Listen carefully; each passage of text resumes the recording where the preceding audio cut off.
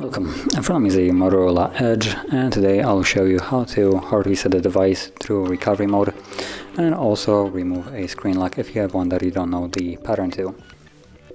So let me lock the device, and you can see that I have a pattern right here. There we go. And I'm going to progress from here as though I don't know it. So number one, we need to shut off the device by holding the power key and selecting power off.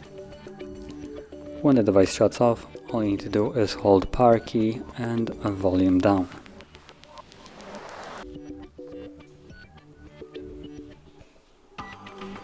From here, using the volume keys, you want to select recovery mode, as you can see right here, and press power key to confirm it. Give it a moment. And then you should see the no command Android, so hold power key, press volume up once, and you should be in the recovery mode.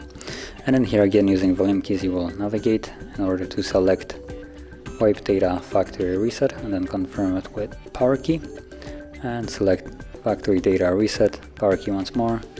It will begin. This process is a fairly quick one, at least at this stage, as you will see shortly. There we go, data wipe complete.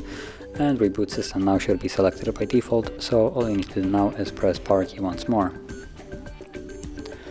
And once you do, the phone will reboot and continue the process in the background, and this should take about a minute or two. Once it's finished, we will be then greeted with the Android setup screen, so I'll be back once that is actually visible.